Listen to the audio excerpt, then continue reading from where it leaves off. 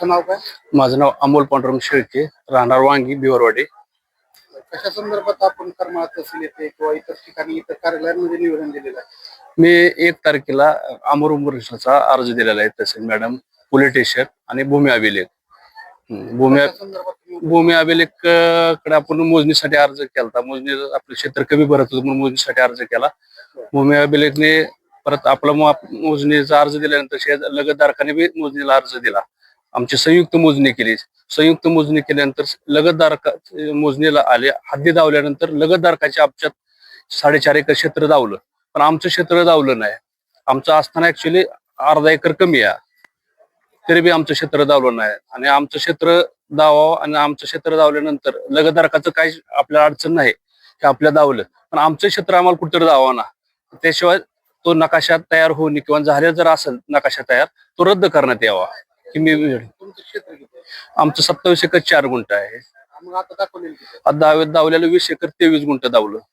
4 acre त्यातलं किती झालं? जवळजवळ 7 एकर सर. 7 एकर. हा, 7 एकर त्यांनी कमी दावलं.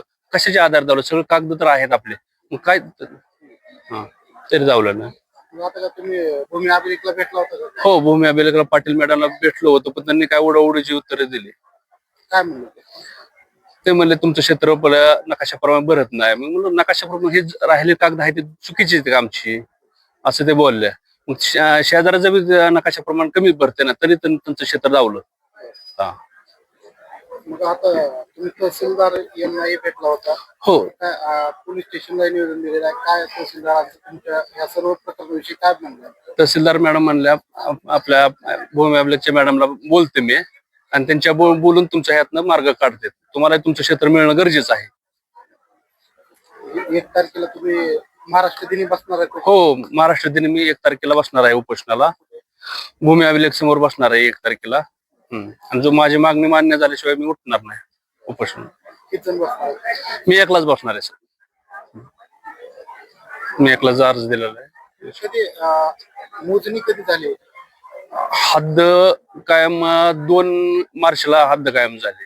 हा, पण तरी बी ह्यांनी काय म्हणजे हे केलं नाही मला. हा, मला 2 महिने झाले भेटतोय, पण काय मला ओढाओढीची उत्तर. मग त्यांचं ते नकाशा करून, पण माझं क्षेत्र बी दावणं गरजेचं आहे ना मला. 2 मार्चला झालेलं आहे. हा, 2 मार्चला झाली.